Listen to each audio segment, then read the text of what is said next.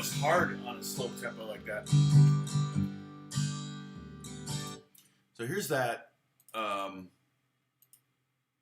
very, very slow version of a jam track or whatever, play along track for Wildwood Flower in G, 100 beats per minute. But if we go to 2 times speed, we're actually in the range of how you would want to play it. So at that speed, we're going to play this today, probably more than a couple times. No, let's try this now. And because I played it pretty sparse, it doesn't sound awful double speed. 1, 2.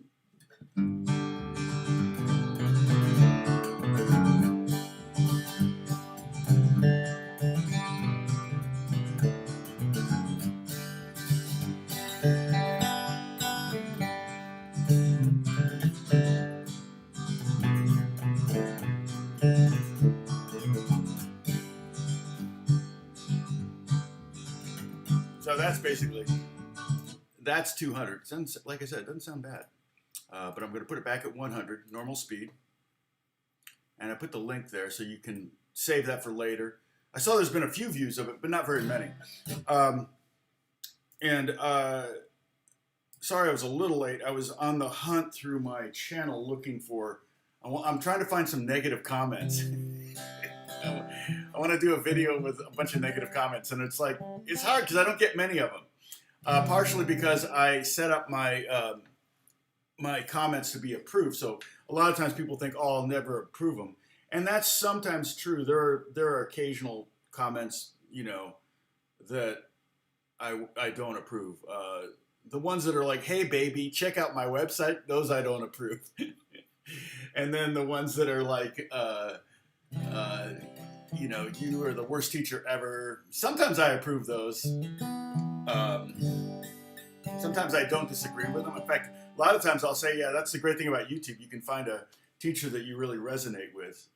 Since clearly I don't resonate with you, is the implication. So I've got to try to find some of those. If you find some, you can maybe post a screenshot up on the Discord, and but make sure you make a comment. Let me know which video it's from, because I want to reference that. Part of the thing is I just think it would be a fun video to do, and part of it's to promote some of the videos that I have that maybe don't have as many views.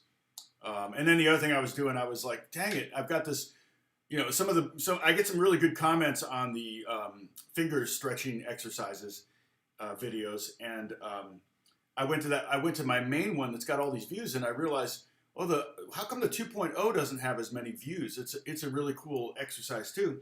And so I went ahead and I was putting in cards so that they show, you know, little cards when you watch a video, it shows up in the corner. So I've been doing some of those, and that was why I was late. So I apologize to my moderators and to everyone.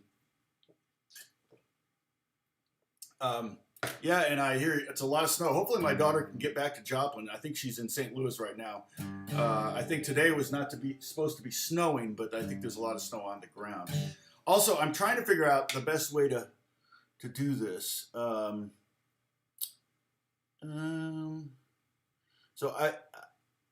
I'm not sure how big I can make this so that it's legible, and I don't even know if you need it. If you all, let me put the Discord link up, because if you go to if you're new and you're not a member of the Discord, then you wouldn't have access to these PDFs. But if you join the Discord, it's totally free. Here's the invite. It's where we go to chit chat and kind of beyond, before and after the video, before my live stream, before and after, everybody gets together and talks, and so it's a good group. It's like 300 plus people are members. It's crazy. Let's see, Tom. No, this is not what I want. I want the intro thing. So, like I said, if you happen to find any comments on my videos, I mean, you don't have to go hunting for them. I just think it's funny, you know. I just want to do a video about video comments. Let's see. All right, so here's the Discord link. I'll pin this so it's there for everybody. Hey, David Sillers, good to see you. or at least see your handle there. Kind of got a sense of your living situations when I, or at least your video conferencing rooms when we did that. We did on 2 Fridays ago. We did a Zoom call. Eagle Light, you are new. Okay, well, Eagle Light. Hey, Paul. Eagle Light, go ahead and click on that Discord link. And if you don't mind using Eagle Light as your handle at Discord so that we know who you are, so we can make that connection. But do that, and you'll find I can go back here. If you go back, I pretty much saved scenes, but all of these, boom, boom, boom, all of these things, all of those PDFs that you see, those, well, there are PDFs up there, but all of these JPEGs and everything, they're all up there, and you can download them and import them into your own document and print them up and have all the scales you need or whatever we've been talking about. Harold, hey, good morning. Good to see you. Okay, new to this too. Well, good to see you, Harold. Interesting, we have 2 newbies right away. That's good. So what we're doing today, what we're going to do today, we're going to do a couple warm-ups to kind of warm up our fingers because where most of you are, it's pretty cold. In fact, it was cold this morning when I went on my walk, but I don't want to tell you what the temperature was because to you it's not cold. But my fingers are a little stiff today, so I figure it might be a good thing to warm up. I think what I'm going to do here is I'm going to, even just in case you don't have it, I'm going to make this full size like this, and then I'm going to make me tiny. But I will put myself in the corner here so that we have the chart and we have me, if that makes sense. But for now, I'm just going to make this really small. I just want it in my window here so I can adjust it later, okay? Hopefully when I open it all the way, you can see it. I know that like lines disappear when you make these pings or JPEGs too small. So that should be pretty clear. It's clear on my end. But the problem is not that you need to see my face, you really need to see my hands, and I can poke out like this and go, hey, okay, here we go.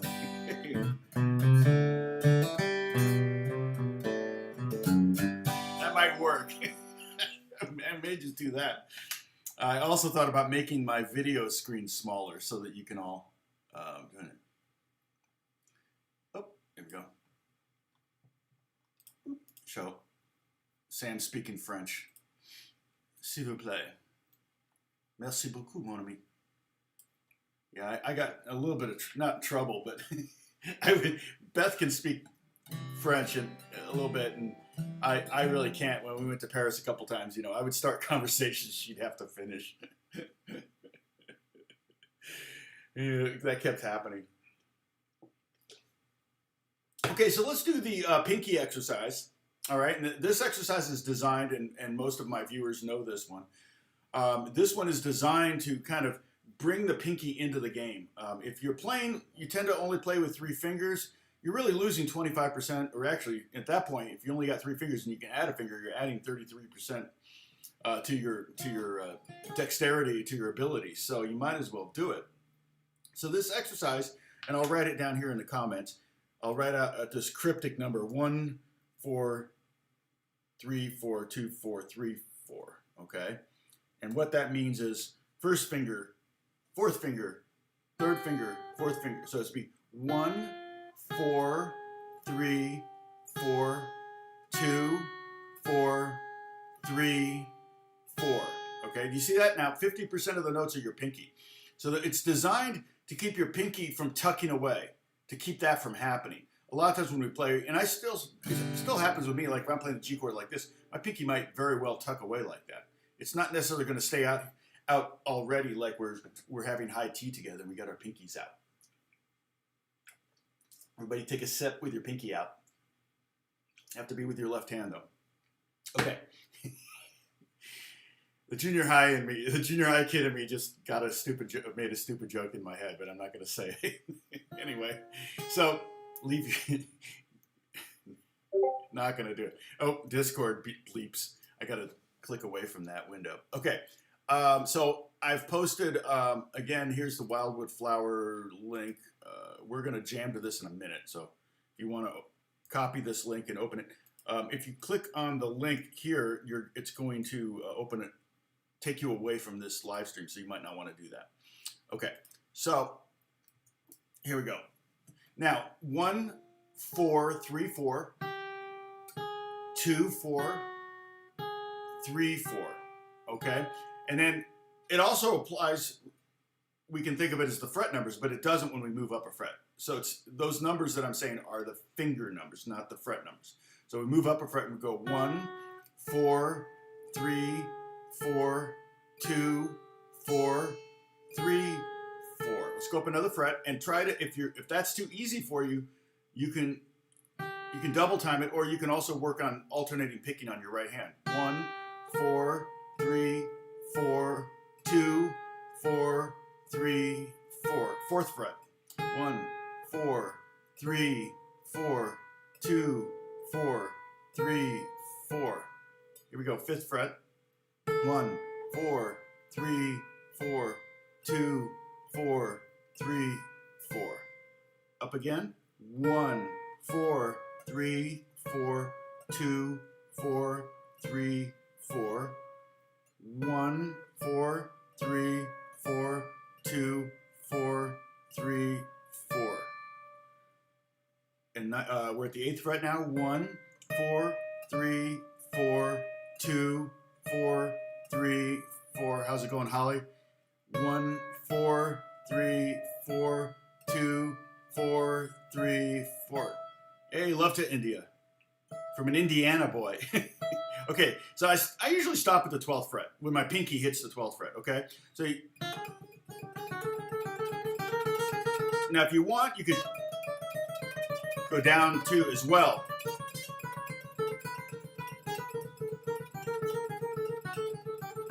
It doesn't really matter how fast you go.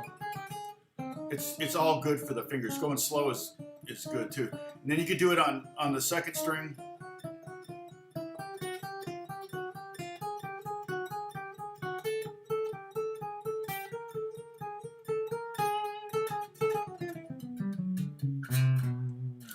It also is, I feel like a good, I mean, it's a good warm-up, kind of gets the blood to all the fingers. But it also is one of those things that it's like, it's a musical phrase by itself that you would probably never play. But in it is many, you know, many different fingerings for different phrases musically that you would play. So it kind of does that. The job of preparing your fingers to play anything you tell them to play with your head. Okay? Yeah, the Twilight Zone, yeah. It's up there.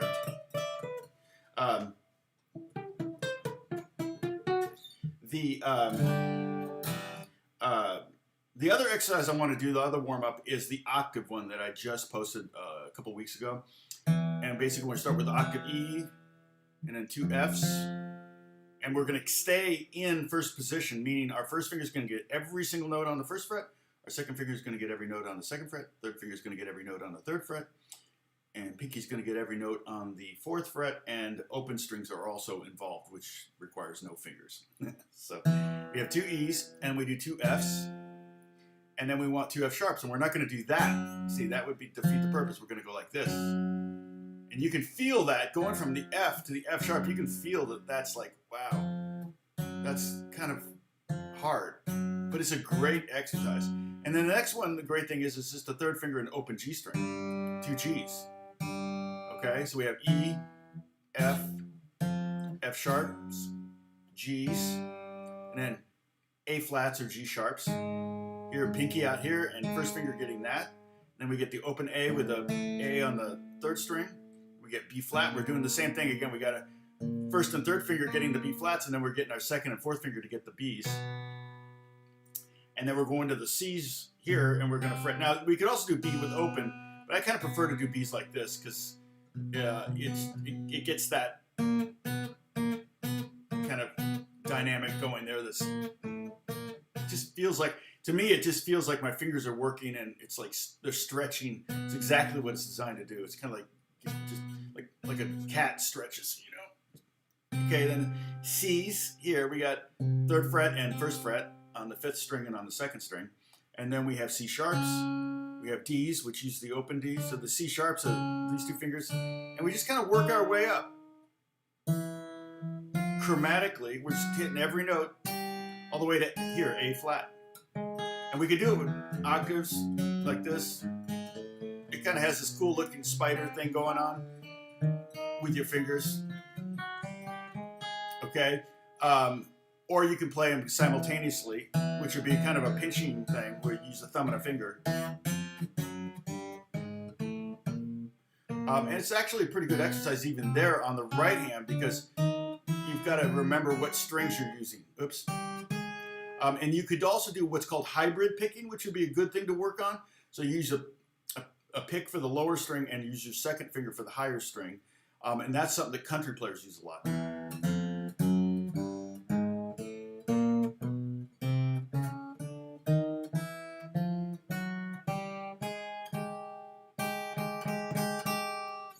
Major 7th.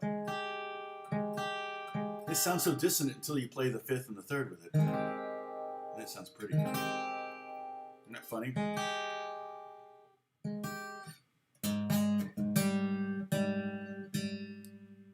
Intervals are interesting because then you put the 5th and the 3rd in the chord, and all of a sudden it's not dissonant anymore. It's pretty.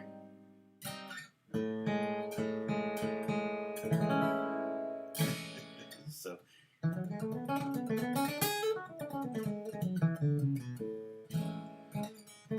Why Beethoven and Mozart not use guitar in 17th century time? Anyone else?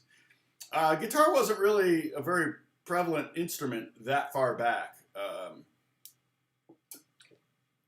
It wasn't very common. There are very, very few guitar concertos. They didn't really start appearing until the 20th century. Primarily because it's not a very loud instrument. And so you really, you would never hear a guitar over an orchestra. A guitar is just not loud enough. Halls weren't designed for that. I think some halls are better now, like guitars can be heard.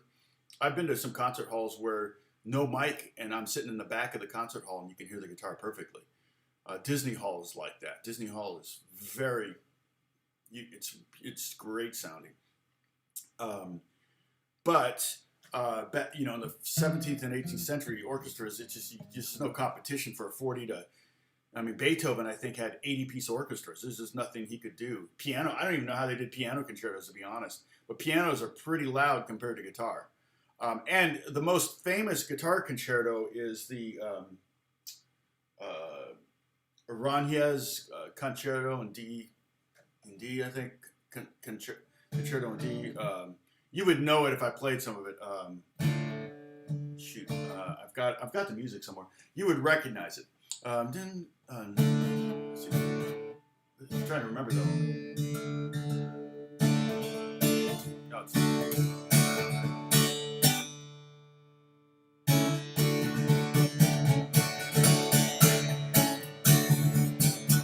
so that is almost it's played big. They tuned a drop D. So the reason they tuned a drop D in that it's like.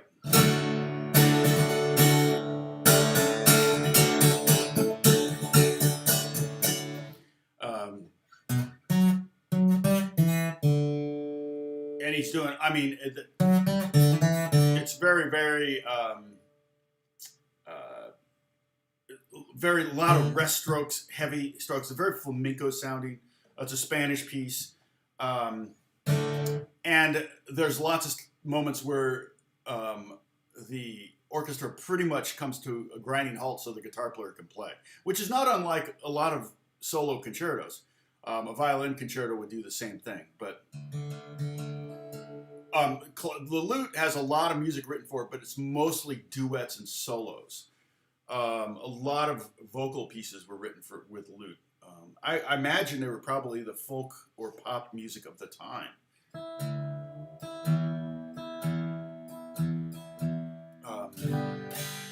Oh, we got another newbie. Chekhov. What's going on? Welcome. Good to see you. Becker, so good to see you, man.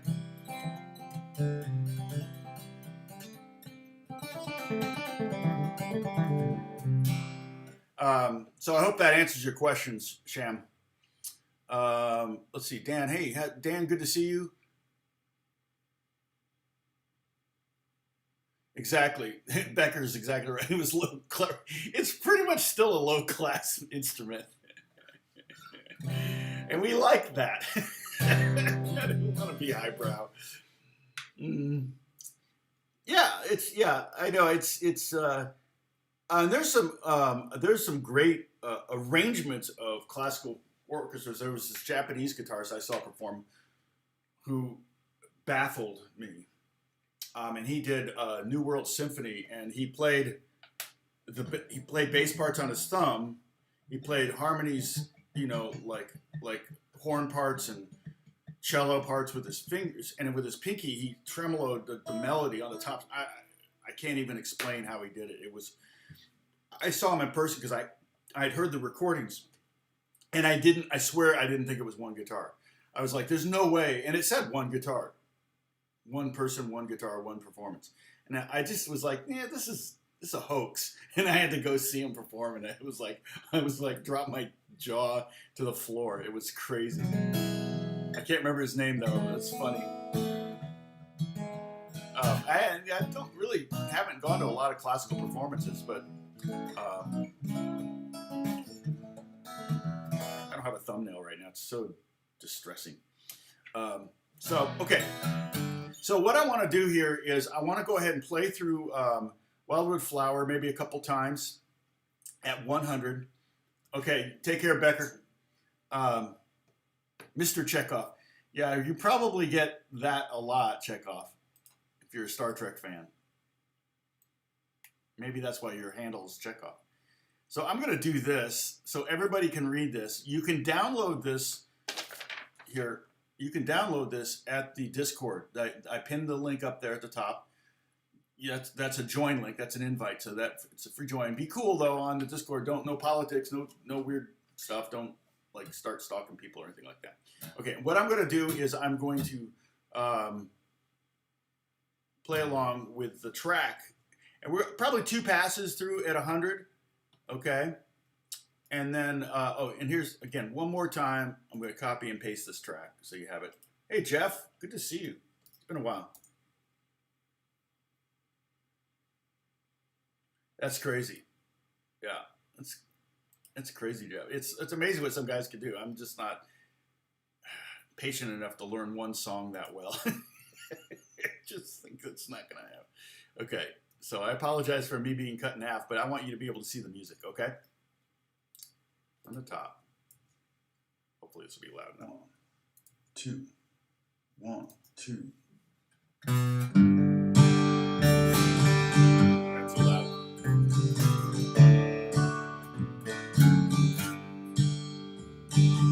1, 2.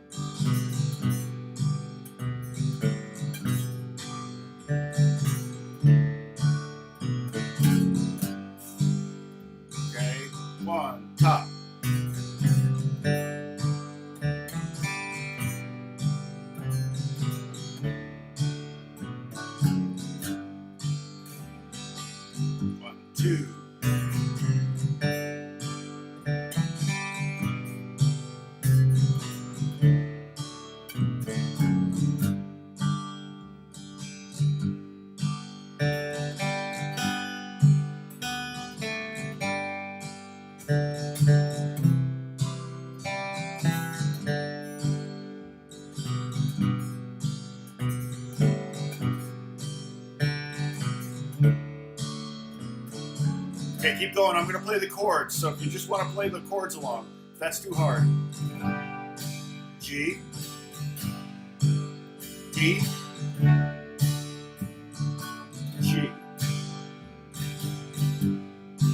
Second line, G, 4, G, D, G, 2, 3, 4, 1, 2, G. Third line, C to G, and then back to the bottom line here. Same as the top two lines. Okay, here we go.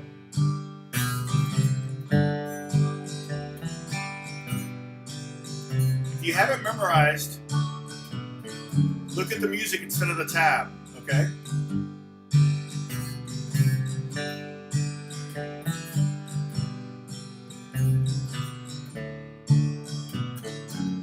Now, I'm plucking instead of hammering on and pulling off right now.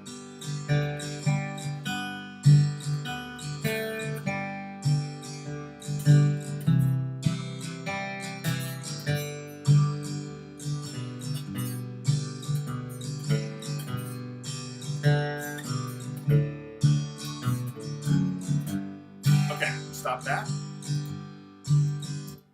Okay, good. There's like four or five passes through there. That's good. And I could tell people were doing it because you guys pretty much chopped staff. Yeah, no Discord on Discord. Thank you. That's right, Jeff. You guys pretty much stopped chatting there while I was doing that. Now, the reason I got rid of the pull-offs and the hammer-ons, because at that tempo, even for me, it's hard to do a pull-off without doing it, making it maybe a 16th note and a dotted eighth. You know, almost more like a grace note. Like I always say, don't play like a grace note. Play it, you know, there are times for grace notes. Not a problem. I don't have a problem with grace notes. But I just want those, you know,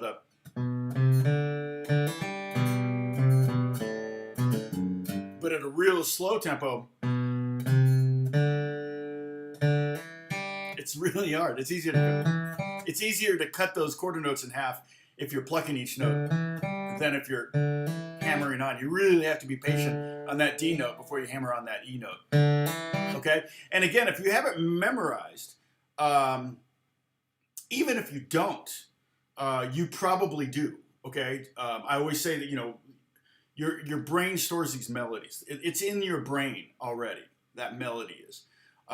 If you haven't memorized, or if you're close to it, try reading the music instead of the tab.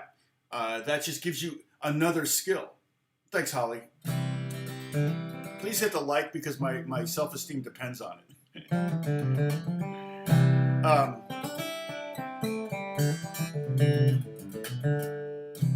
So let's do it again, but I'm going to speed it up to 1.25, okay? So it's going to get closer to the speed that it should be played at. And now it might be a little bit easier for me, anyway, to play those hammer-ons, okay? I'll make this big again, because I'm not sure at what point here does the, it's called, the herringbone. Is it called herringbone or something like that in videology terms, when pixels don't line up or something, and you get this like, isn't that the term? It's called herringbone or something like that. And see, I still see it until I get to like right here. It starts going away. So that's why I'm making it really big. So I could also make my video really small, like this.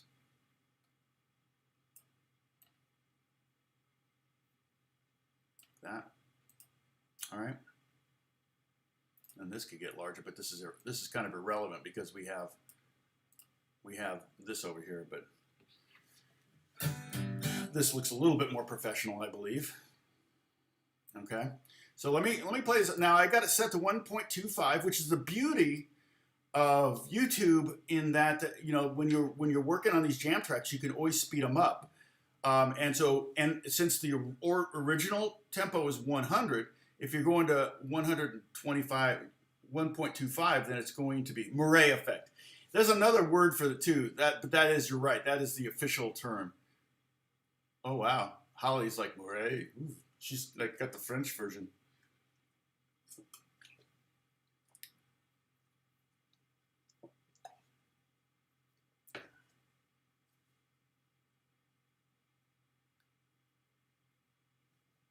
Hey, Montana. All right, so, okay, so this is going to be now 125, okay, because I'm doing 1.25 tempo. Oh, I got to hit it first. Here we go. 1, 2, 1, 2.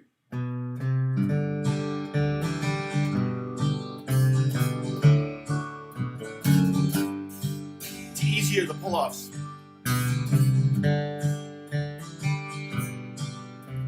I'm still rushing them.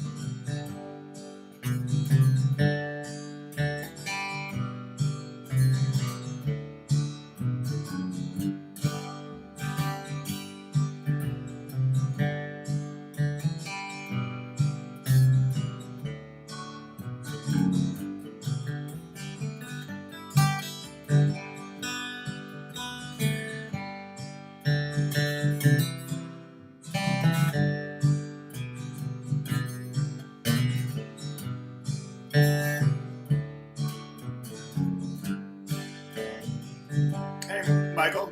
Okay, so that it's getting there. It's getting to a speed where it's like, oh, okay, I can hear the song a little bit more. It's a little bit more.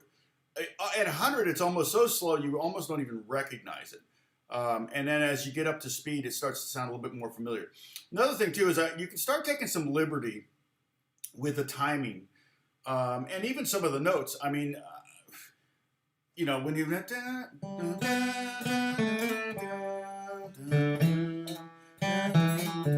I might do some, that would be too much maybe if I did on every single note. But one of the things, that little tricks I do to make it a little bit more, I think of it being kind of more R&B, but it actually can be bluesy or bluegrassy even. But like take at bar 11 when we go up, we got the open B string, go to the C note, the A note on the 3rd string, 2nd fret, and just kind of quickly slide it up to the 3rd fret and back down on one pluck. I'm only plucking it once, so it's not like that. It's I'm just kind of sneaking that over there, over the fret wire and back again, just like teasing with it. It's gonna, you kind of do it with, like, you can imagine your voice doing it. Oh, sorry. Right? That's a really cool little musical device, a little trick to make it a little more interesting, because we do have a very, very simple melody. The other thing we can do is, instead of maybe going 1, 3, 4, we could wait until 4 to hit both those notes. 1, 2, 3.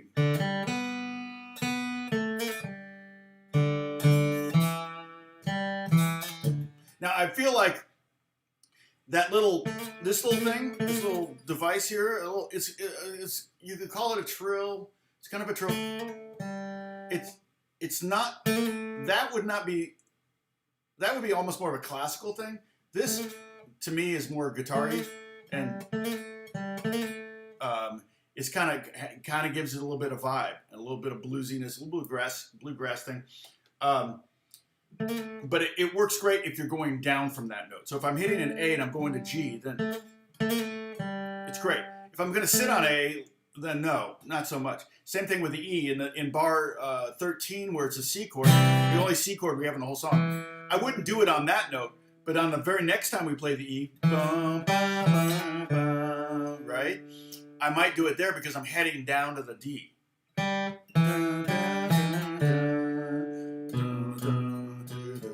do. Now you could do it there, do, do, but it might be too much at that point. But if you only did it there, it would probably be fine. Da, do, da, do, do. Okay. Another thing we could do, if we wanted to make it a little interesting, those da, ba, ba, that melody part at the very beginning. So that happens at the pick up to bar 1. It happens in the pick up to bar 6, and it happens in the pick up back to the song. If you want to make that a little bit more interesting, B, C, and into the D, okay? You could play the open G string in between the B's, B, C, and the D. So like this. Okay? And that makes it kind of fun.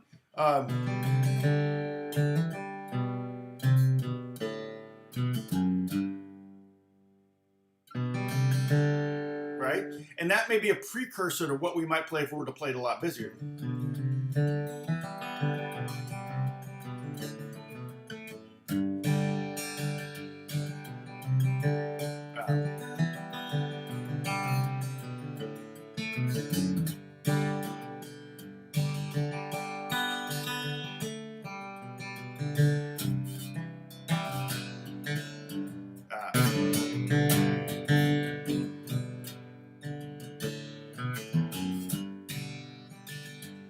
Kind of dig in a little bit more and have a little bit more movement with it.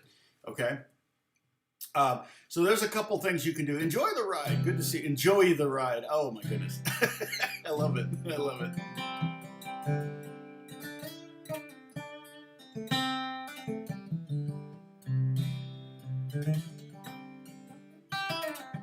Got a lot of newbies today. What have we earned? 32, 36 current viewers, 22 likes. Good job. All my self-esteem comes from the likes. Okay. All right. So you could do it there too. That little flip, that little trill thing.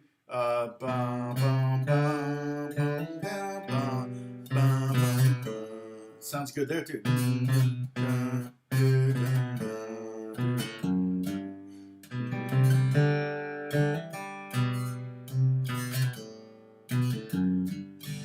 All of these are just devices you can use to make it your own. There are certain things that you might gravitate towards that you really either like or that you can do, and that makes it easier for you to kind of make a melody a little bit more sound like you, and develop a sound. Hey, snow day, no class. All right. How's that work with live streaming Zoom school? That's the drag about Zoom school. No snow days. Unless the internet goes down, but then you wouldn't be here if that were the case.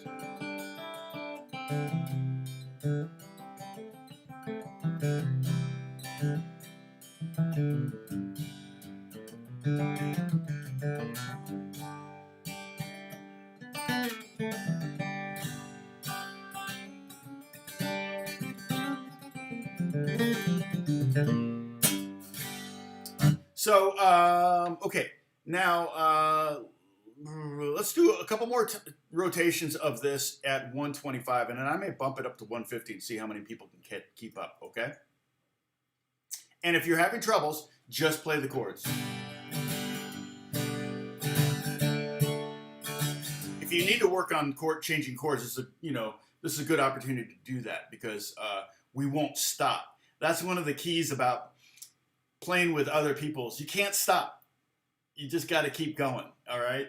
And that's what, you get so much better faster if you're playing with other people. Because we're tempted by ourselves, and we're practicing in our bedroom all alone. We're like,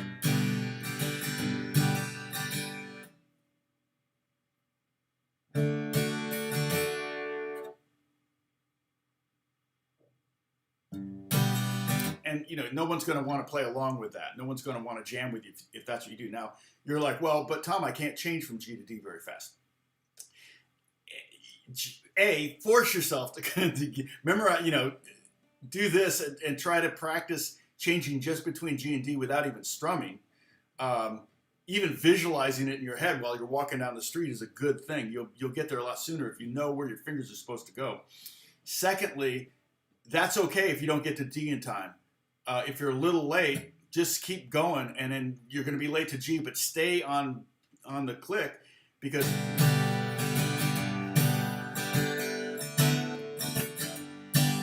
if you're a little late and you make some bad notes, that's fine. It's better to not stop playing than to stop, fix a mistake, and do it. Now, when you're practicing, that's different, but when you're playing with others, you kind of just got to power through. And sometimes in that powering through will come those moments where you're like, oh, wait, I can change that fast. I didn't think I could. I thought I had to think about it too much. And so that will happen. So we're going to be at 125. I'm taking the jam track here, and we're going 125. Oh, wait, we're going to go to the top, because this is a hard song to know where the heck you are if you're off. 2, 1, 2.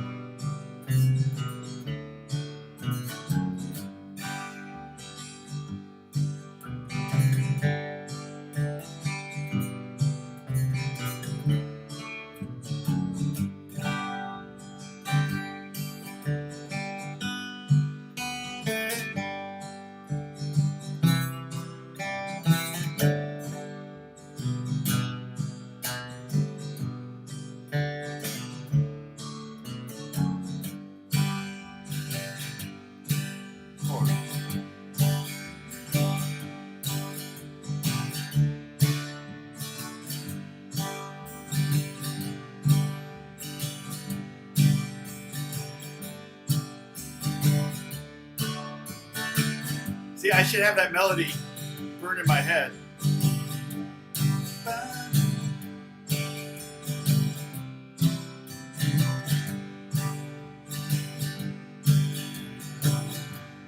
E, G. Okay. My mistake reminded me of something that's real important, and that's, for one thing, this is an unusual chord progression. Very unusual to have a chord progression that's 19 bars long. Unusual even to have 5-bar phrases in a song. But so many versions of this have that's why I did that. You could cut out those. You could play this as a 16-bar song. You could go bum bum bum bum bum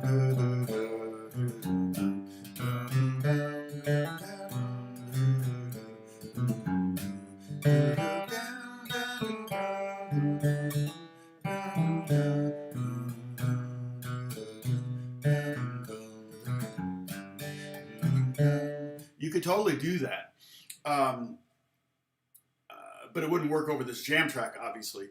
But if you were performing this song, you could totally get rid of those extra notes. I think part of the extra bars make it sound, to me, less schooled and formulaic, which would be true of anything Appalachian. It also makes it sound more relaxed. But what it does do is it creates, and I displayed it right in front of you, the ability to get lost in the chord progression. A couple reasons. One, because it's unusual phrasing of 5-bar phrases. Secondly, you're on G chord for a long time, okay? We had this exact same problem when people play the blues, like when they get lost in the blues. And they don't know necessarily when to go to the 4 chord or the 5 chord.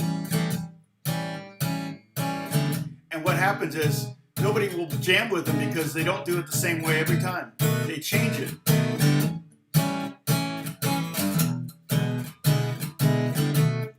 And that's a basic blues progression that I just played. It was basically went 1, 4, 1, 1, 4, 4, 1, 1, 5, 4, 1, 5. Very, very standard 12-bar blues phrase. But again, the 12-bar phrasing is a very odd phrase when people are used to musically 4-bar phrases, 8-bar phrases, 16-bar phrases. 12 bars almost sounds a little like, wait, what's wrong here? Why are we doing an extra 4 bars? And it's funny because even in blues, the blues context, oftentimes lyrically, you listen to blues, like Stormy Monday, call it Stormy Monday, but Tuesday's also bad, right? And then they do call it Stormy Monday, but Tuesdays. He does the same lyric 2 times in a row, and then comes up with a second lyric for the third set of 4 bars. And to me, that says, okay, even they're acknowledging, well, this is kind of weird to do a 12-bar phrase. I don't have enough lyrics, so I'm going to double the lyrics.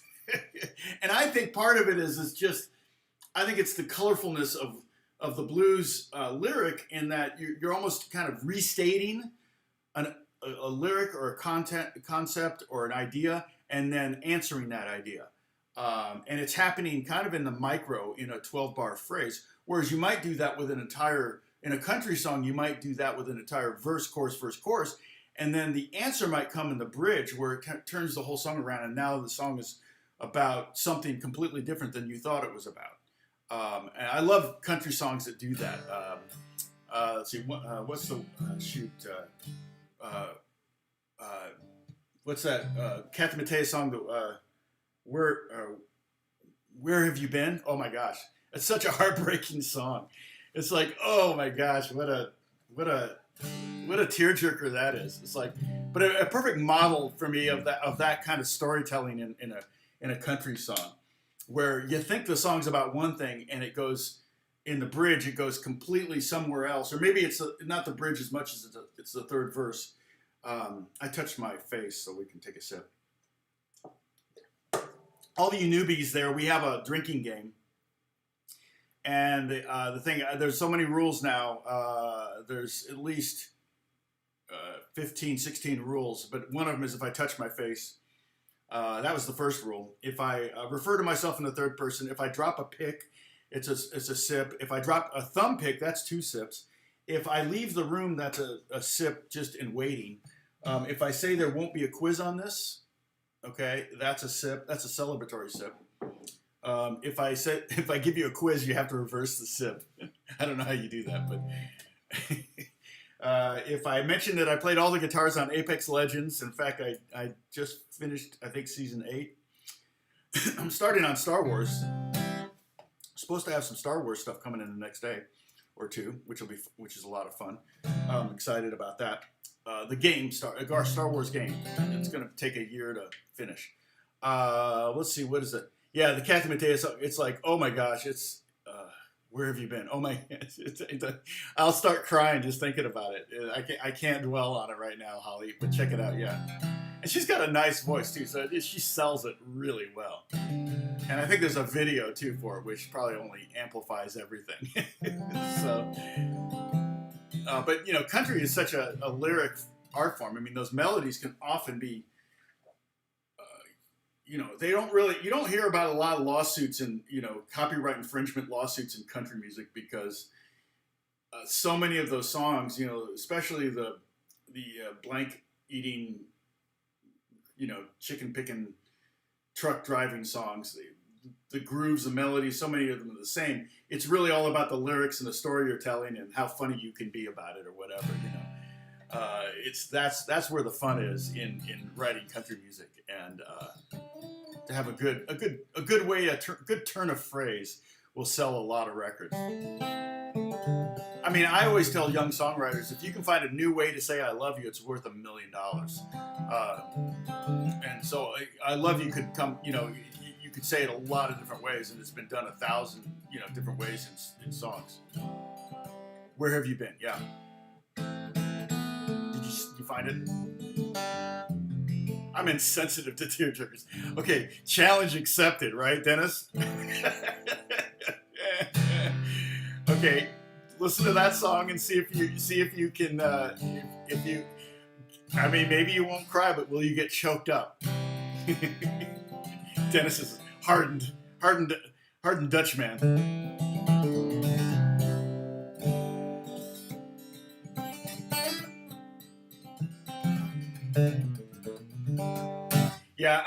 I kind of tried my hand at a period of time to write some country songs, and just not.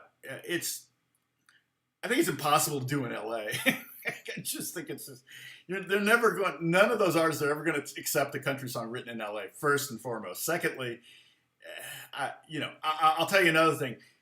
There are some great, and historically, there are some great songs written about spring, right? And there's a reason for that. There's a lot. Spring is representative of a lot of things: new life, new love. But first and foremost, it means winter's over. And in California, I mean, I'm complaining about being cold when it's 58 degrees outside. So no one in California is ever going to write a good song about spring. They just don't understand spring. Spring is starting to fade in my memory banks as far as what it actually means. Part of me wants to move back to the Midwest just so that I can experience seasons again and the magic therein. But that magic includes scraping ice off your car and shoveling the driveway and raking leaves and all stuff I don't have to do. There's a reason why California is so expensive. We pay for it. No, you don't need an app. You can use a browser for Discord if you want. I do have the app on my phone, but I hardly ever use that. You're totally welcome to use. You can use it. I generally use it on the browser. When I'm dragging stuff like PDFs over to it, that's always in the browser. So, and also again, if you guys happen to see any really good comments screenshot them and send them to me, just through Discord, okay? And I'll maybe Dennis, you could start a new. You can start a new thread of comments on Tom's videos or something. I don't know. That sounds, I'm looking for comments that are negative comments that I can make some snarky reply to or something on a video. And I'll black out the person's last name and any curse words. I had to black out 3 spots on this one. Okay. All right, guys, here we go. We're going to go to 150 right now. I don't know if you can handle it, but we're going to go there. If you can't play the melody at 150, so I'm going to playback speed. I'm going to 1.5. And you can adjust that on YouTube by clicking on that little gear symbol in the video window in the bottom right hand side. Okay, so I'm going to go back to the top, and we're going to be at 150 now. 1, 2, 1, 2.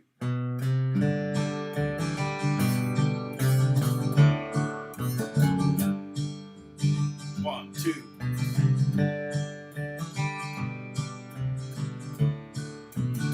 1, 2, 3, 4. 1, 2.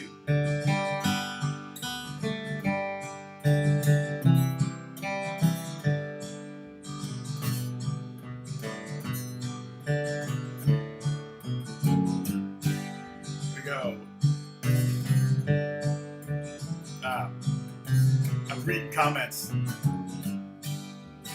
1, 2.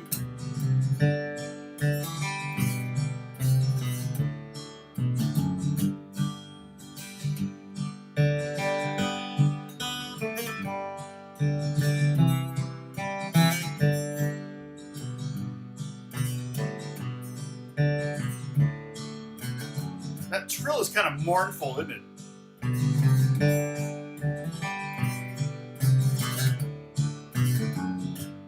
Buzzy too.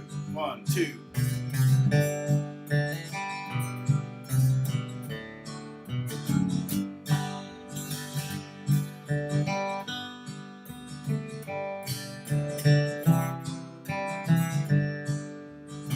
If it's too fast, just play along strumming wise.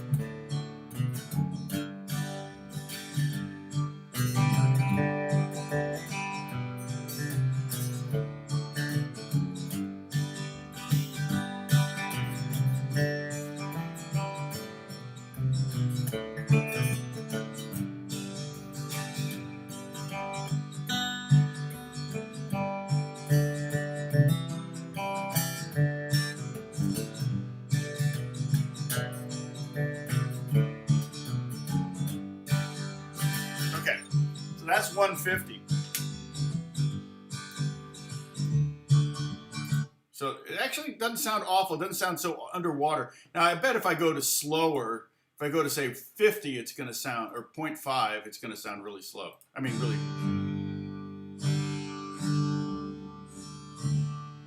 You know, it's not awful, but I don't even see how you could play over that. You just can't hear where the beat is. There's no click or anything. So we're at 150. I'll leave it there for now. I don't know if we're going to go any faster than that. It's already 10 o'clock. Whee! Ollie's having fun. It's a roller coaster ride, isn't it? A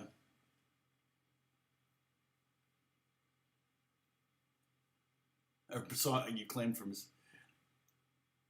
You're gonna call that the Tom tickle.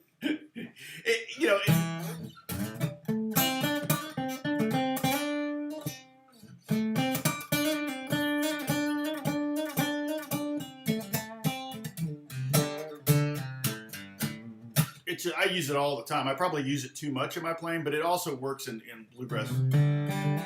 I love it on the right there. It just sounds so country and down home, you know, and that's kind of what I was going for.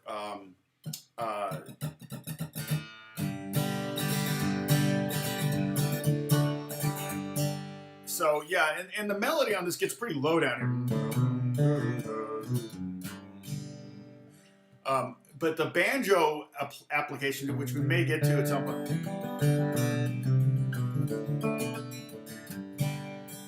kind of doing the backward word.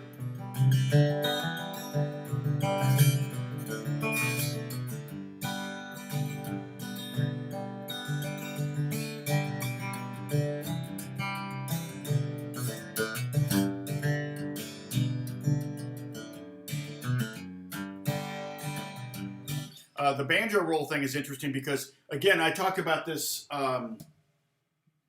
last week. Banjos will put the melody, normally when you're, like I said, normally when you're doing a melody, like a chord melody or something, when you're combining elements, make that really small. Do this. Make me big again, sorry. Make me big. Oh, I gotta make this small again.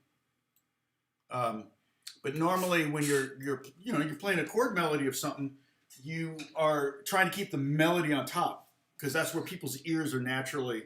Again, I didn't have my banjo out, but I'm really out of tune. But that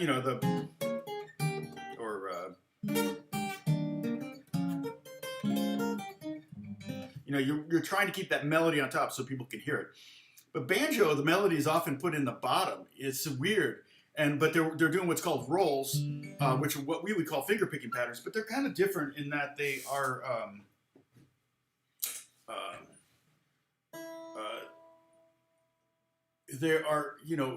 you're hitting the string you're hitting with your thumb most of the time is actually the highest string in the thumb, which is the opposite of what a guitar would do. So.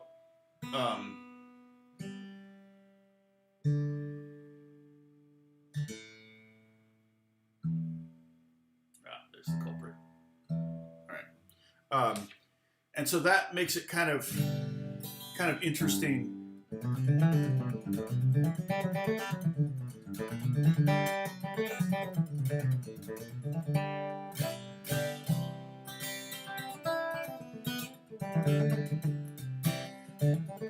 I mean, I would love to, let me put this up at 100, 200 and see, like, soloing what comes to my mind. I mean, here's the problem with this song. Because it's not a standard 16-bar phrase, it's going to be really hard to keep track of the chord changes soloing-wise.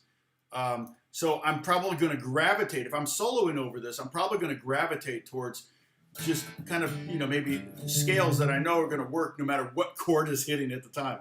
And then when I hear the chord, it's like, D, okay, I'll make some passing reference to D. That's going to be the temptation. The goal is to have that chord progression so ingrained in your head that, just like in the blues, we talked about this, I wanted you to play the blues progression 1,000 times without, 1,000 times perfect, not in a row, but 1,000 times without turning yourself around or losing track of where you are. So that again, it was two reasons, and it applies to anything, anytime you're learning a song. So that when you come to solo, you know what's coming next, okay? B, so when you play with others, you don't mess up and they want to play with you. If you mess up the blues and you're doing a 13-bar blues one time around and 11.5-bar blues the next time around, and you forget where to put the 5 chord, no one's going to want to jam with you because they're not going to be able to play good because they're going to be worried about what you're going to do next. It's really, really, really hard to solo over someone who doesn't know what they're doing. And that kind of goes without saying, but, you know, people want to jam, and so you do that. So I'm putting this at 200 now. 1, 2, 1, 2.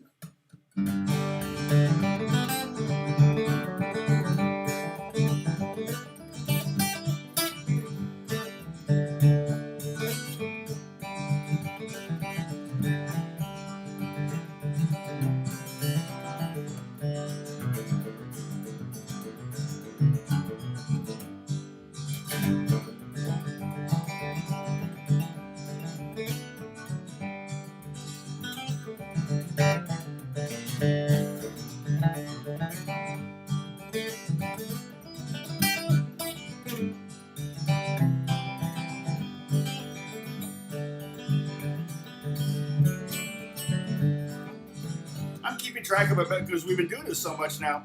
This one song, I'm actually pretty able to kind of keep track of where I am. It's a little fast for me to come up with any good ideas, but I really wasn't having a problem knowing where. Of course, I was staring at the chart, so that kind of doesn't hurt. I always like to look at music.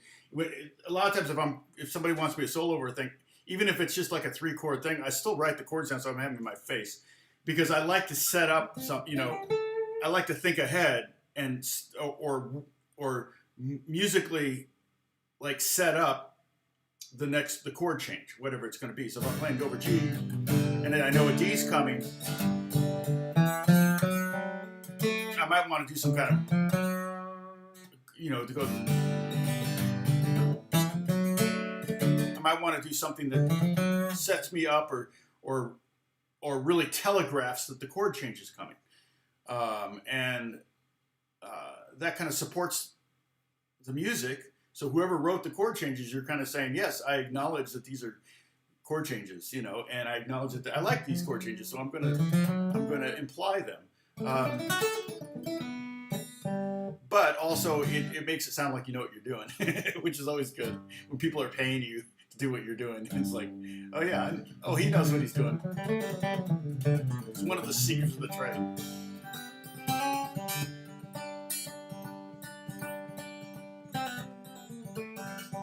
Yeah, you know what? The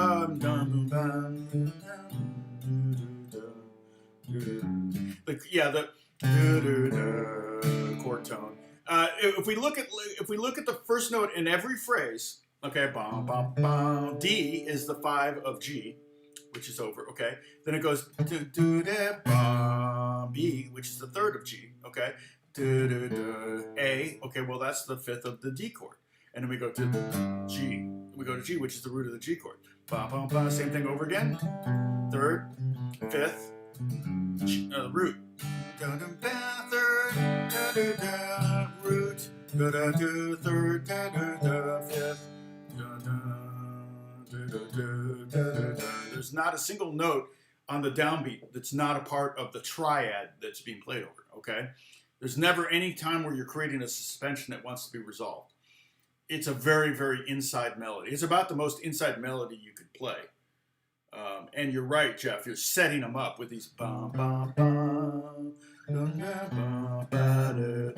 know, you're really telegraphing. You're like I said, like a great bass player. In country music will be.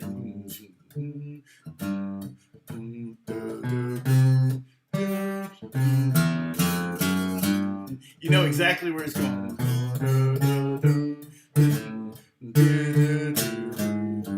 Oh, okay.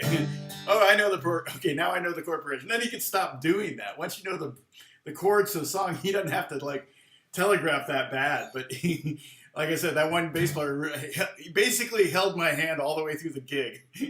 Is basically what happened. Basically is the intended pun.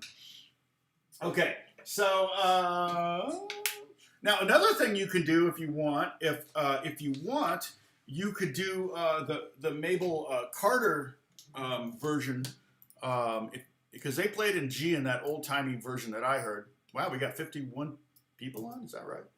Crazy. Now I put down my guitar, but I didn't pick up a different one, so that's not a sippable offense. But let me go back to my jam track, and I think I'm set at 200, so I'm gonna put it back down to like 125 or something. If you want, when Mabel Carter played this song, when she came to her solo, she had the capo at the 7th fret on the very old timey version, and she played like using C shapes.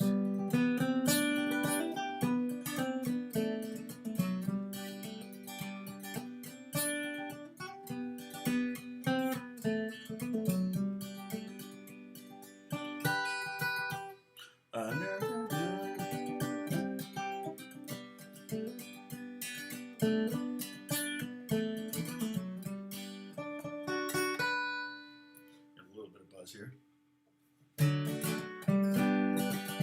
So if you wanted to, capo at the 7th fret, and work on try to find the melody in here. And so here's your 1 chord, here's the G chord. Looks like a C shape, but at the 7th fret, this is a G chord. And then the D chord is this shape, it's a G shape. And then the C chord is the F shape, but really, she's just playing like this. She's not playing this. She doesn't go to this because she's trying to. The nice thing about this is you can get that open. You can take off the 2nd finger and get that open G string.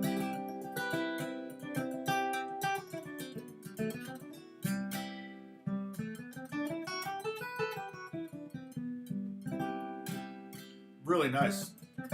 Oh, it is President's Day. I forgot that. That's why Beth is off today.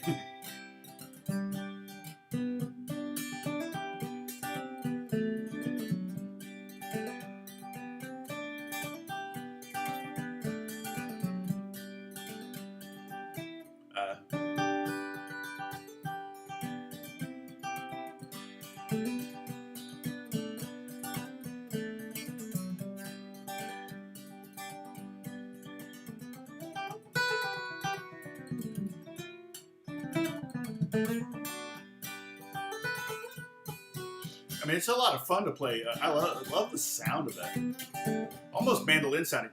The other thing is this note here. That's the high string on, that's a G note. And that's the high string on a banjo. So it can you can kind of imply a little. I mean, if I kept that G note, whatever I did here.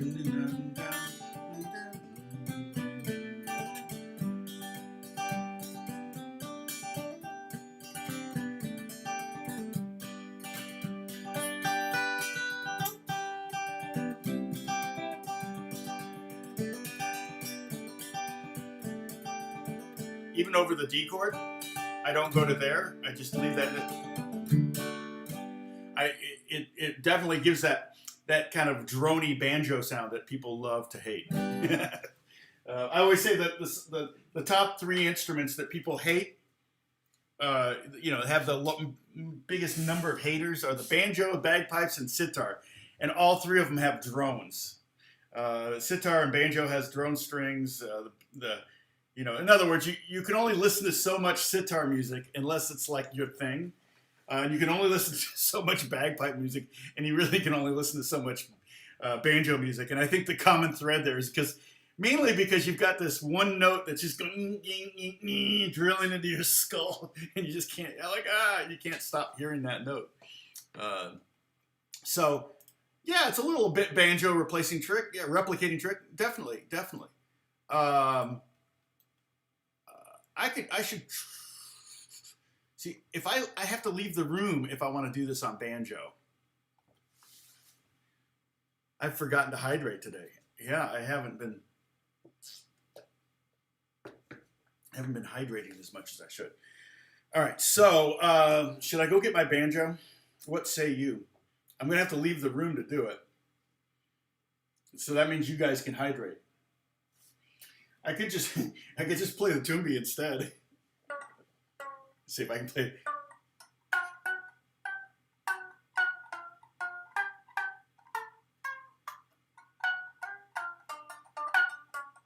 I don't think I can get the melody to Wildwood Flower on the tumbie. I know I can't get it on the Gopashant.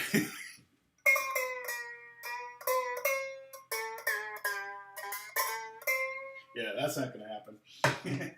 I can play it on this. Let's see.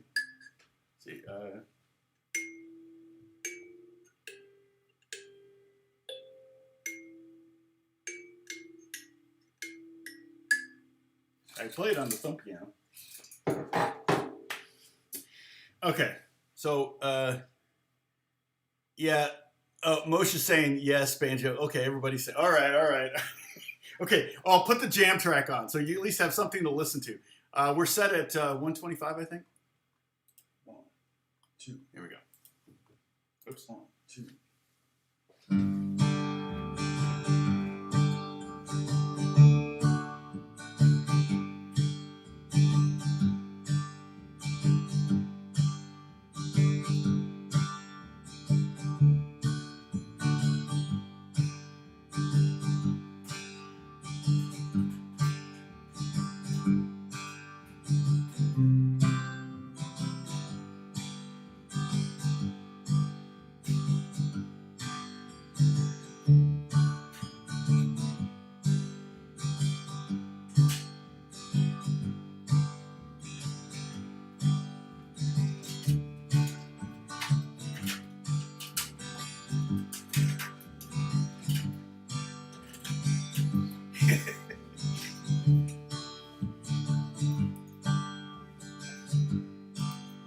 Hilarious. I leave the room and I've got 100 new viewers. No, I'm just kidding.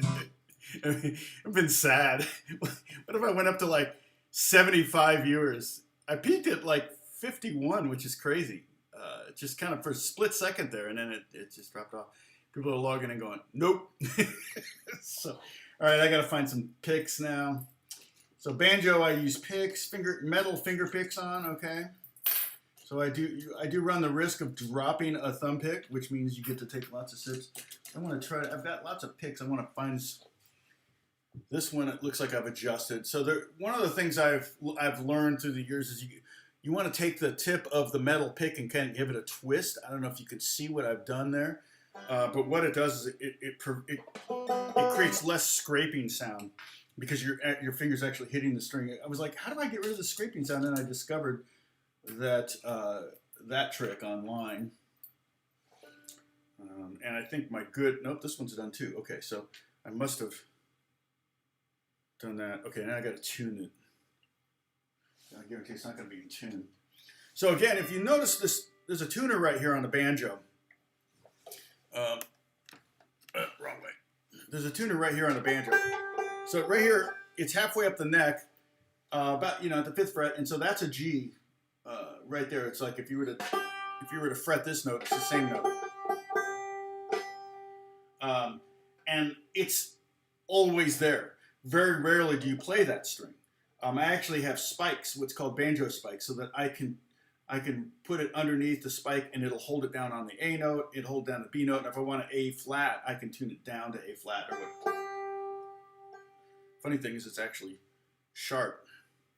It's sharp. What capo? Oh, this is that capo is a G7th.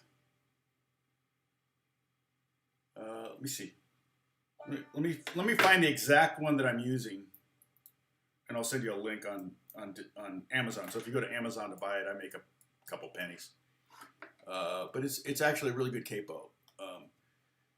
You just squeeze it and it stays on, and it's got a release. So that is kind of pretty darn cool. It's not sometimes it doesn't. You really do have to squeeze it pretty hard, but.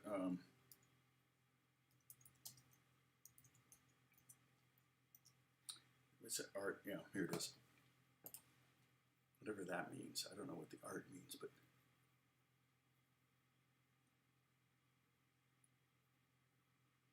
Oh.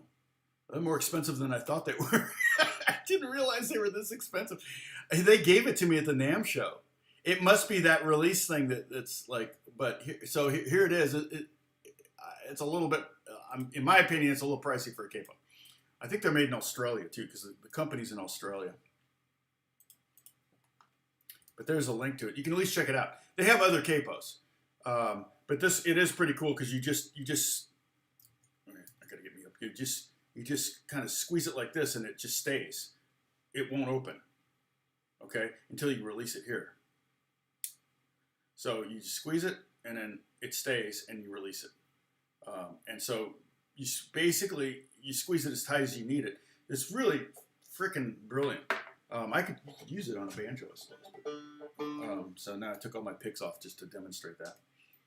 And that's one of the things that drag about playing banjo is when I'm recording banjo, it's really hard to hit keyboards, like to go, okay, record button, you know, and then, oh, pause, stop, dang it, I made a mistake or whatever, I gotta go back. Yeah, I'm constantly taking off and putting back on the finger picks.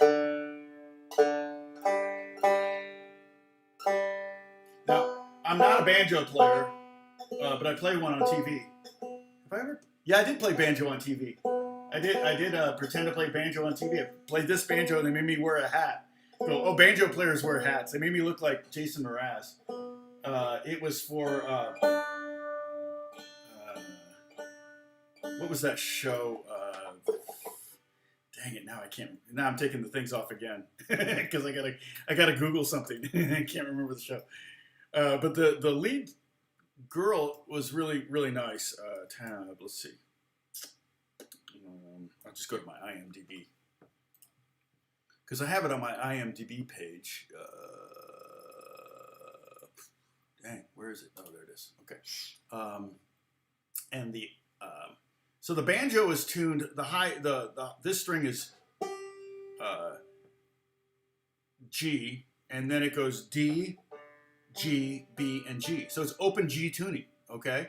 So I've done videos about open G tuning. It's very, very similar to that. You know, it's like, and there's the da da da da da da da da, right?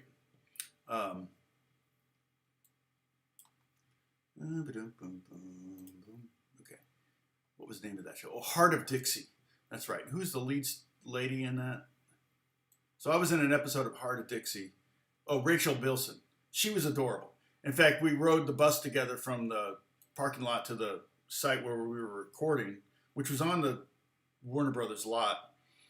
And I had my banjo with me. She goes, oh, are you playing banjo in this episode? I said, well, I'm pretending to play banjo. She goes, how hard is that to play? I said, well, you know, it's not that hard. You see 7-year-olds blazing on it. She goes, I would love to learn. Well, I'd be happy to teach you. She goes, oh, you would? I think she took my number. She never called, but she goes, how cool would it be to show up on Conan with a banjo and just start ripping it? I said, that would be pretty hilarious, you know. Okay, so we're still not quite tuned, but...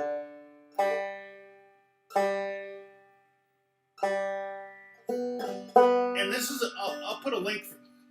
I gotta take my picks off again. I'll put a link for this banjo in a second. This is a good time. It's made by Deering. Deering's like really kind of the Taylor of banjos. They make really, really good banjos. And this is kind of, I wouldn't even say this is entry level. This is below entry level. This is kind of like a baby Taylor for a banjo player. But to me, it has a more open sound than a legitimate bluegrass banjo. A legitimate bluegrass banjo has a heavy ring, brass ring and everything. This, I don't know if this is brass, although this is pretty quality instrument. I think I paid about $400 for it. Let's see. I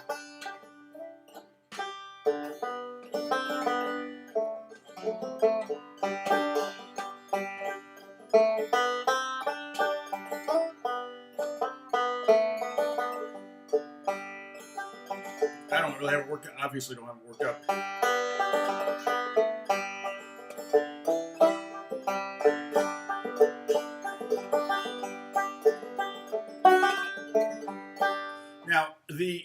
Like I said, the main thing that you want to get down are banjo rolls on the banjo, and so they're basically just like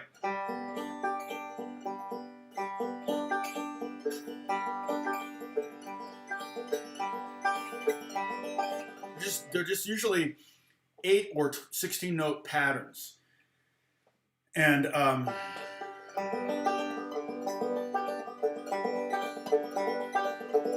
resting my pinky on the top of the banjo just for stability. And you know, the strings are close. It's like a lot narrower than a regular guitar, so it takes a minute. That's a real common banjo roll, and a lot, like I said.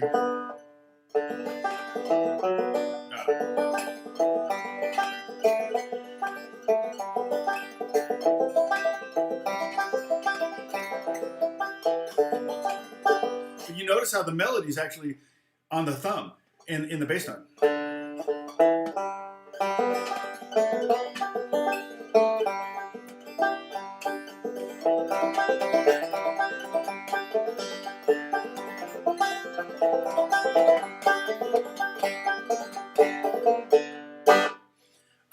Let's see, Lena. Yes, G D. No, G D G B D. So it's. I'll just write it down here so you have it. Yeah, frailing is something I've tried to get and I can't get that. Let's see. So it's a high G.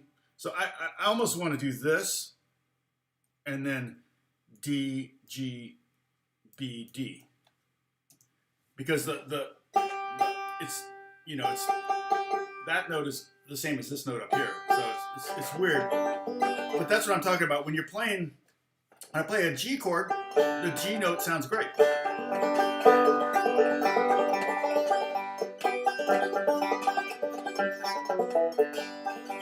G sounds great. When I play a C chord, the G sounds fine because it's the fifth of the C chord.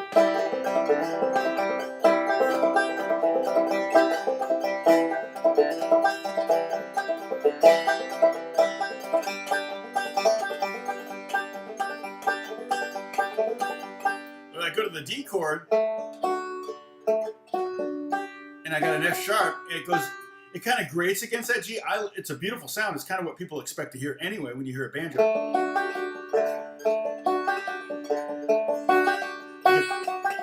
You get that F sharp and that G ringing out again.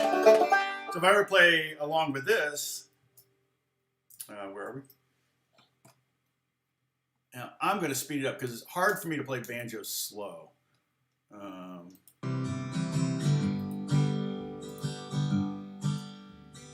may go to 200 just to.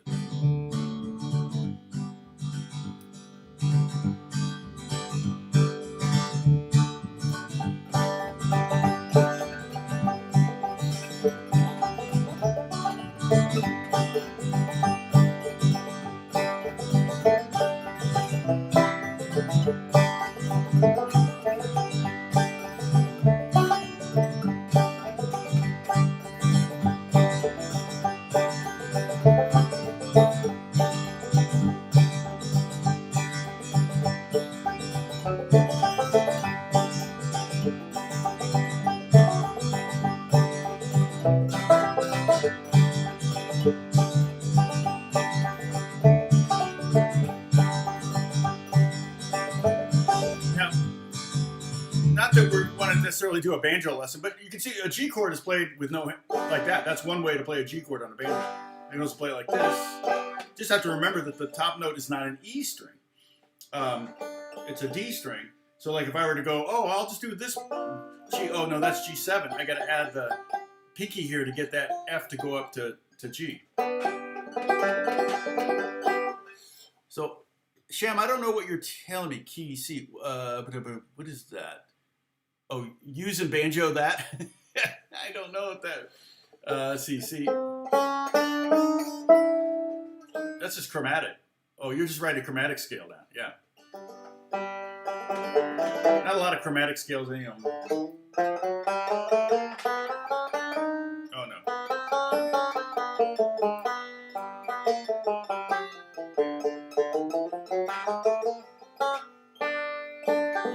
And then a C chord, like you normally would play a C chord, like, you know, you can see and visualize a C chord because it's similar to a, you know, a guitar in some ways. You can see maybe like that, but the problem is this is a D string, so you have to go take that D up to an E. So here's a C chord, and then here's one way to play a D chord. You can also just play it like that, and you have two Ds. But I like having that F sharp to ring against that G natural.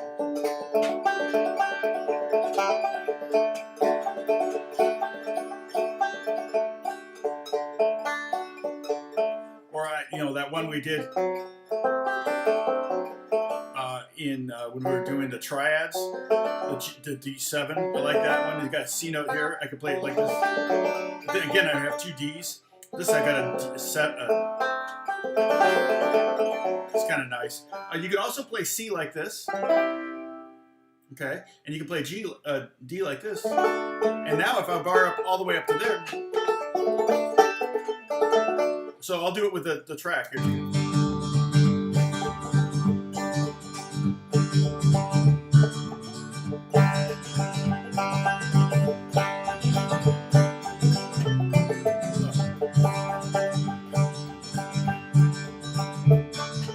I didn't know where I was.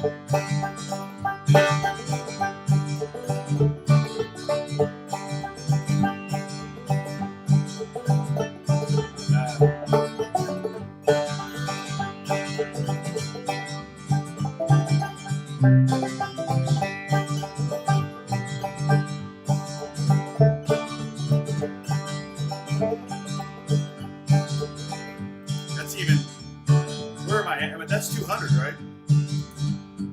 Yeah, I mean, like I said, it's almost easier to play banjo fast once you have it down, but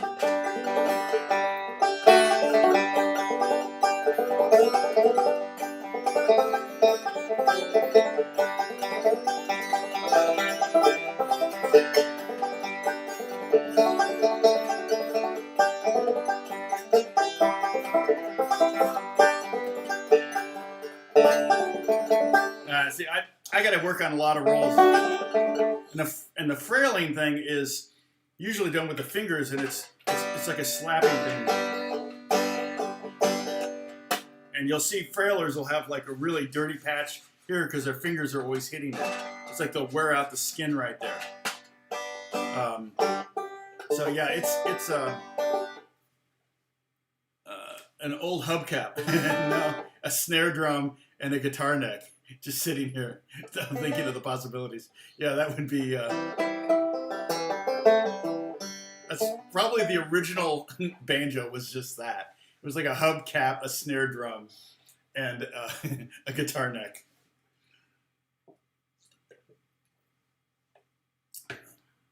Now, I think banjo actually traces its roots all the way back to Africa. The minstrel thing, and keep in mind, Django Reinhardt originally played the banjo, but he probably played a 4-string tenor banjo, which I also have. I have a 1920s Gibson one that would have been very similar to what Django would have played. Although he never would have been able to afford it when he was playing banjo. He never would have been able to afford to play a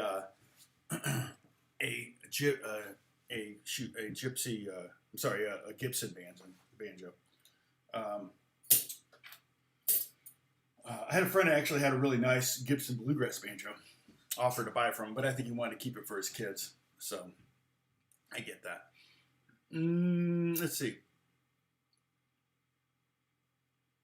An ironing board lap steel. Yeah, there's a lot of things you can turn into guitars. I've seen a lot of videos and things like that. So let's see. Someone made a bass guitar out of a shovel. Yeah, I've seen that. Yep. Clawhammer and frailing are the same. Yeah, I think that's right. They may be, yeah, like fiddle and violin. Clawhammer and frailing, I think, are different, but there's probably someone did a video on that. Like, nope, I think they're the same, two different names for the same thing, but it's a 5-string banjo generally, I think, when you do frailing.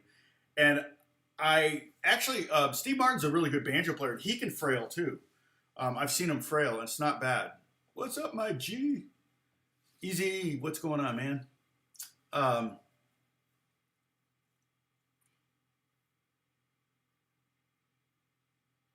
Oh, slide guitar out of a shovel. Yep.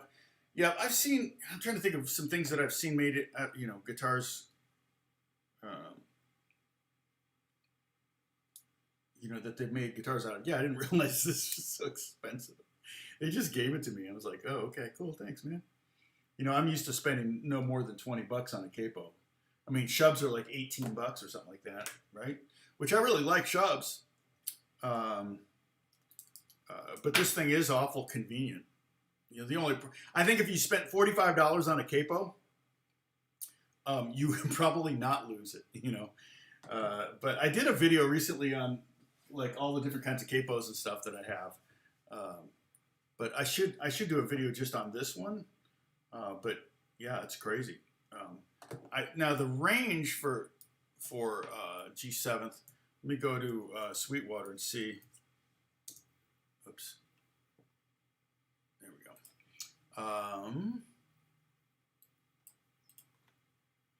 See what their range on their capos are. Because I think they have some that are even more. Well, they do. They have the custom ones. 54 bucks. Wow. Yeah, dang, it's crazy. The Newport 12-string is 32, and it's cool because it has the cutouts. And then they have these heritage ones, which are kind of like the, but they're 150 bucks.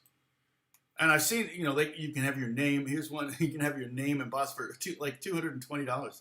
It's crazy. G7 Nashville steel string guitar capo. Yeah, they've got so many variations. It's kind of like interesting to me that they don't like just say, oh, this is what we're going to be known for. But they actually have the kind of the Kaiser type, and then the one that the bluegrass players tend to use are the Hamilton? No, not Hamilton. Dang, capos. Let's see.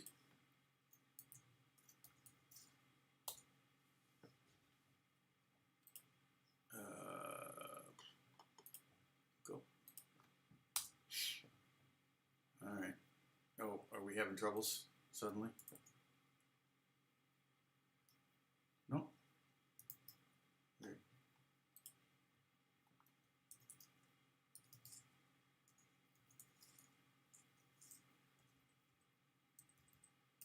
Just trying to find the.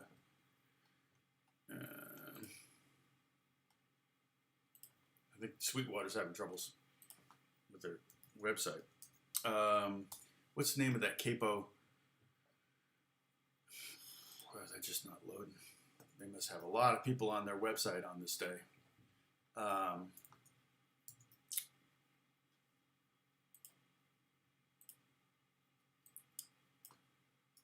what is the name of that company?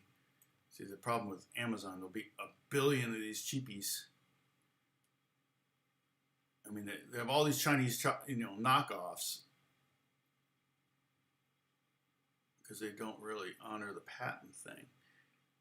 I love the ones that have the little things for the picks that go on and everything. This Kaiser's 20 bucks. I'm not seeing. Here's a shub for 20 bucks, basically. Another shub. Yeah, I like the shub with the roller balls. Those are kind of cool. Here's one that looks like a shark. It's like, really? Why?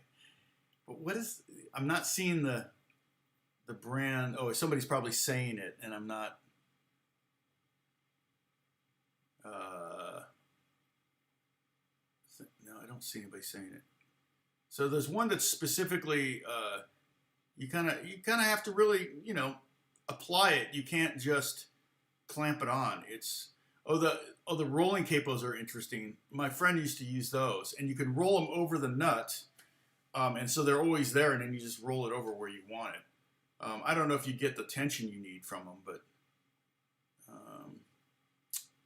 dang, I'm not seeing. And these capo I'm talking about, I want to say Hamilton, but it's not Hamilton. Here's one. Self-centering crib. Yeah, it's something like this, but it's not quite the one. And I have one, but it's in my case. I don't want to go get it. I'm lazy. I'm just not finding the brand that I'm looking for. Wow, there's a long capo. That's weird looking. Yeah, some of these people, so many capos.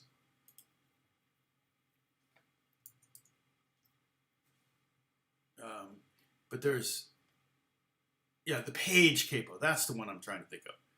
the page capo. That's a real standard capo in bluegrass. Let me see if they have a page on. So they can, it's only $25, and they do make a couple other variations on it you can check out. But this is the original. I see a lot of bluegrass players use this particular one. I guess I bought this a year ago, but I think I bought it for Alex. I bought it as a gift for Alex, stocking stuffer. So check the page capo out. There it is there. And yeah, if you click on that, if you click on any of those Amazon links, I see somebody bought something yesterday. So yeah, it's I get a little commission, which is cool, and it's appreciated just like the super chats appreciated. How are we doing on coffee? I still have page 1 of 2. Yep, spelled P-A-I-G-E. That's exactly right, Sam. I like it, but it is one you have to put on and take off every time you want to use it. It's not like clamping. It's not fast.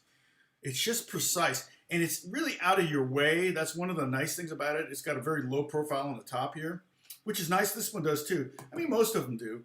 And some of them have an even lower profile underneath, but I don't really. The spider capo has no profile underneath, which is cool. So you can get your hand under the spider capo. And you could technically use a spider capo as a capo for all 6 strings if you really wanted to. That's not what it's designed to do, but it's not why it was invented. Let me check. I want to make sure I don't have any work right now piling up. I've got to check a website real quick. Hold on. I'm supposed to do some stuff in the next couple days for Star Wars, so I need to make sure that I have. And I've got some instruments coming too. So that, Holly. Thank you. Super chat, Holly. Let's see. Oh.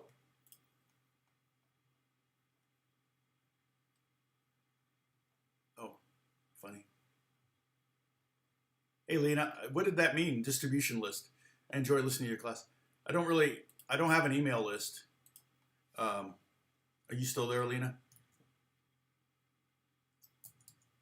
All right. So, boom, boom, boom, boom, boom, boom, boom, boom. Just make sure I don't have anything that has to be done.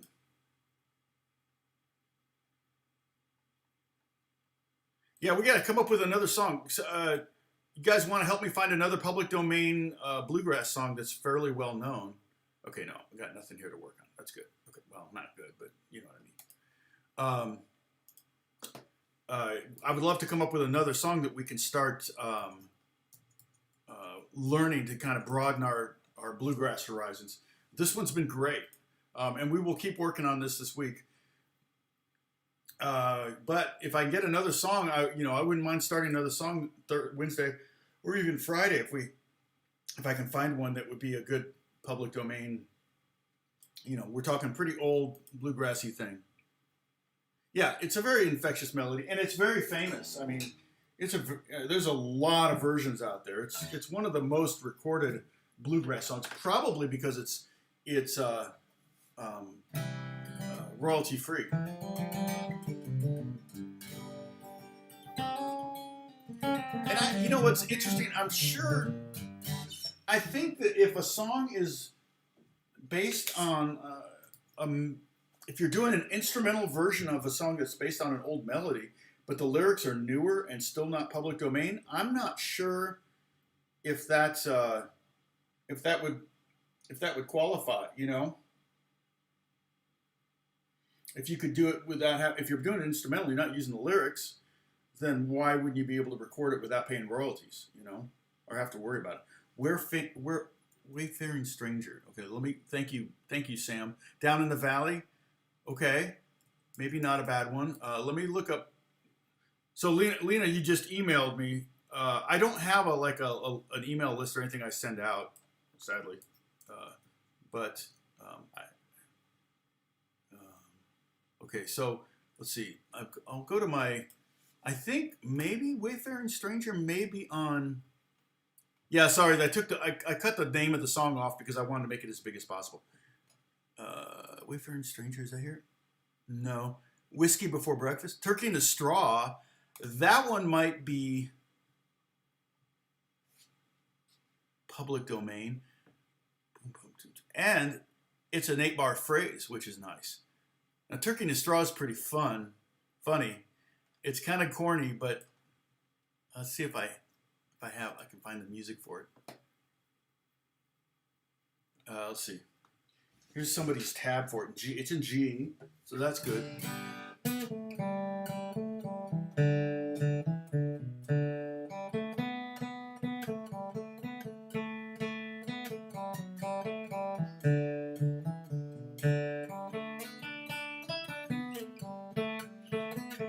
Right? You know that one, right?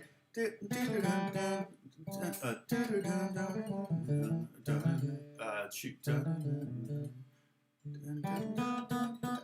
You know what I'm doing? I'm reading the tab instead of reading the music.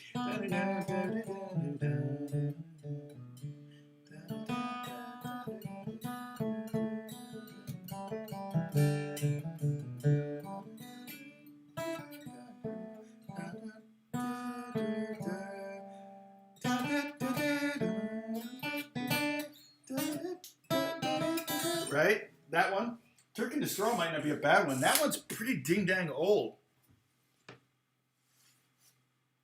Yeah, so it's got to be public domain. You got to think it's public domain. And this, I can do a simplified version of this. Let me print this up.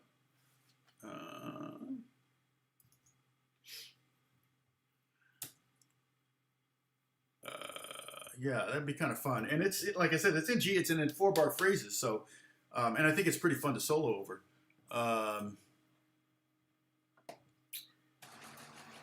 Beaumont Rag, that one's pretty hard though. The only problem with that one. Arkansas Traveler, the Flatpick Apprentice has a whole bunch. I really love his website. Here it is right here, so you can go and get jam tracks and stuff like that. Let me just go straight to this. Here we go. I've posted this before. He's really helpful. Nice guy. Anything from Where Our Brother would be fun to play. Not public domain, but great tunes. Yeah, no, it's true. I'm just, because if I start playing something from Oh Brother on this live stream, I won't be able to monetize it, which would stink. Turkey in the Straw, I'm gonna find out. Let's see what it says about that. I mean, it's Turkey in the Straw. Wikipedia. Let's see. An American folk song that gained popularity in the early 19th century. Turkey in the Straw was initially a popular tune for fiddle players as early as 1820. Okay, so we should be good because we're doing it instrumentally. I don't know what the melody. The ballad Old Rose Tree, which was published at least in 1795 in Great Britain. So yeah, it may even go before 1820. So I think we're golden. So that might be a good one to do. Okay, so I'll try to find some versions of that, and I'll kind of put together one. I'll have to do another jam track, but that might be a good one. But there was another Red River Valley. Is Red River Valley in here? He doesn't have that. No.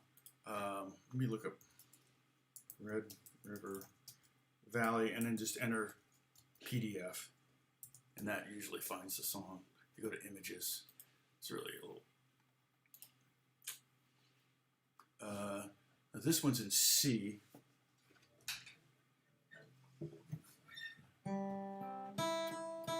Let's see. Wait, what the heck? Who writes like that?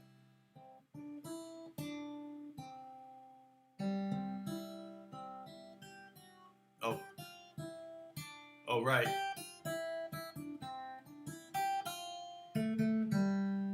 I don't really hear that one covered very often, though.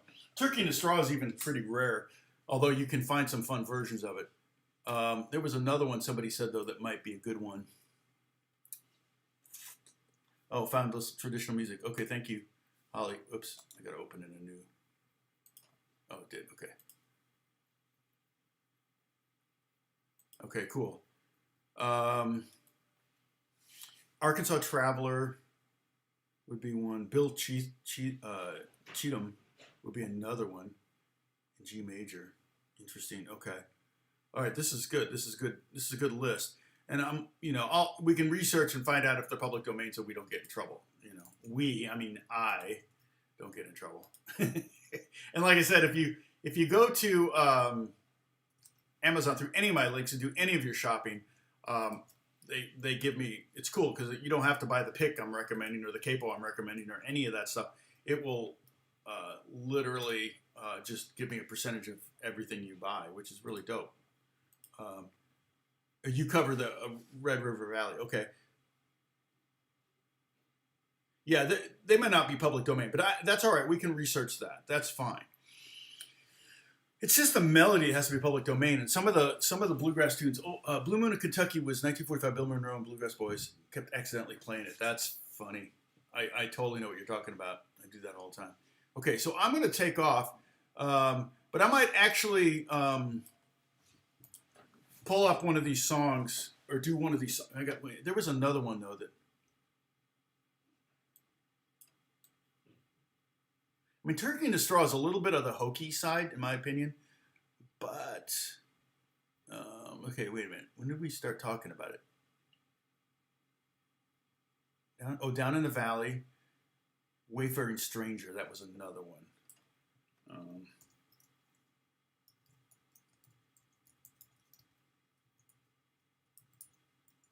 Let's see. I'll go to Wiki on that one and see how old that is. Wayfaring Stranger song, published, folks on likely early 19th century. Okay, cool.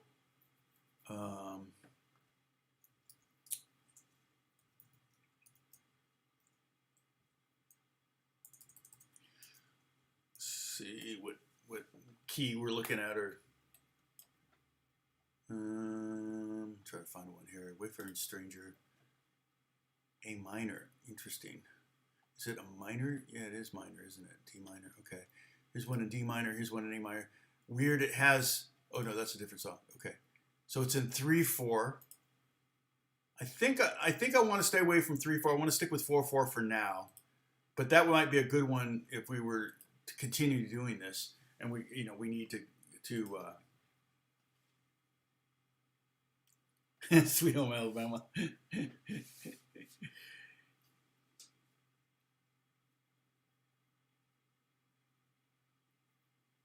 Yeah. No, it would be YouTube jail. They would demonetize my channel. They wouldn't, because I would agree with them. If they had a copyright strike, I would just say, yeah, I agree. If it's legitimate, I don't have a problem with agreeing with it and not monetizing. The only videos I have that are not monetized are the ones that I'm teaching how to play Bieber songs that I wrote, which is ironic. But I'm not the only writer on them. So if I was the only writer on it, then I could probably make a copyright claim that, look, you guys, I wrote this song, so yeah. But if I actually played the original recording, then that would be I wouldn't own the master, and that's only 50% of how music makes money. 50% is the writing, and 50% is who owns the master. That was the crazy thing about Zeppelin, that they paid for their own, like the first record they did, they paid for it themselves. Now, turns out they didn't own a lot of the copyrights like they thought they did, so they ended up having to give those back. But they did own the masters. They always owned the masters, and thankfully, the original tapes of those, I think Jimmy Page still has. So they weren't part of the fire that destroyed so much great original recordings at the Universal Fire. Don't look that up. You'll be depressed. Now, keep in mind, some of them were duplicated in other places. Others were, of course, they have digital copies, all that. But if they ever want to go back and do new versions off the, new recordings off the original masters, many of those masters would be like, it's so many famous artists you won't even believe. I think Nat King Cole and Frank Sinatra, and then forward, sad stuff. So, so I'll look at the Turkey Straw. It is a little bit on the hokey side, but it's a kind of a fun melody to play. Yep. Oh, you learned a lot today? Really? Why, were you on another? You just have me on mute, right? Or you learned a lot from the. Uh,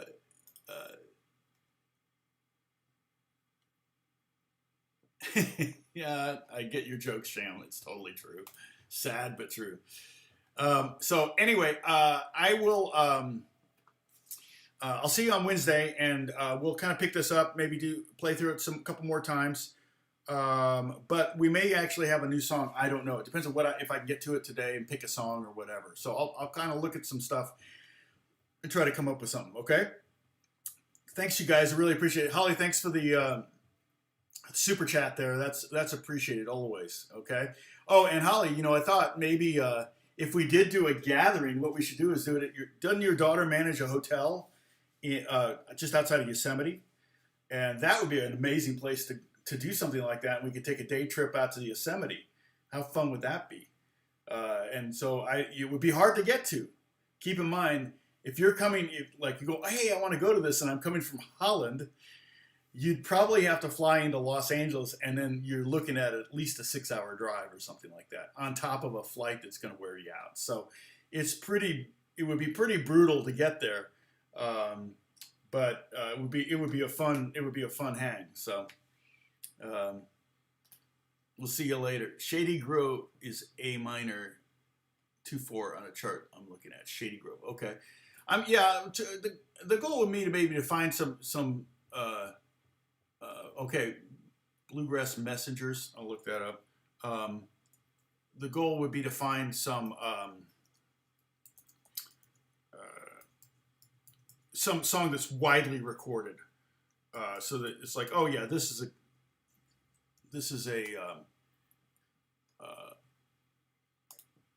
kind of a standard song, kind of a standard for kind of the misty of bluegrass.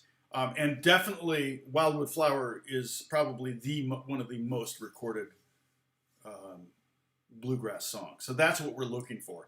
And then I'm like, okay, let's eliminate minor keys. Let's eliminate 3/4 at this point. And 2/4 would be fine, because that's just another variation on 4/4. But 3/4 would be, we're not really going to work on 3/4 yet.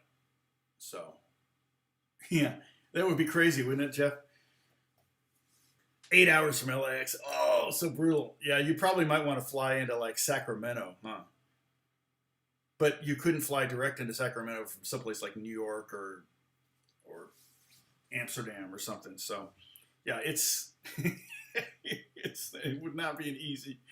But, it would be cool if you were planning on a trip to the U.S. and you were going to drive all over, I still think we should do it at David Siller's house. That's where I want to go.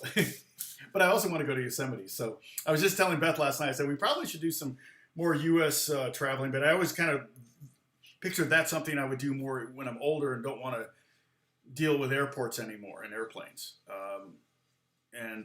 Driving around looking at, seeing some of the things we missed in the U.S. That would be something that you would do maybe a little bit older. Because I don't want to like go, oh man, when I'm 80 and go, oh, I really want to go to Scotland. I'd rather do that sooner than later. Anyway, David's like, you got the room, right, David? How many bedrooms do you have? All we need is a guy's room and a girl's room. That's all we need. We're golden. Sleeping bags, and we got it covered. Some of that good Scottish food. Haggis. We'll just have haggis for breakfast every morning. Okay, so you're good. Okay, so you just coming up. Okay, good to know. Oh, and a creek. Okay, well, I'm so jealous now. My wife would love that. So, Holly, we'll be in touch. Okay, God bless you guys. Thank you so much for watching. I will see you on Wednesday, Lord willing, and Friday, and maybe we'll have a new song. If not, we'll just keep shredding this one. We might start working on soloing over it too, but I'm not sure we're going to go to the same. Oh, that's all we need, David. 2 bedrooms. That's good. One for the guys and one for the gals. Okay. I'll talk to you later. Take care, guys. Bye-bye.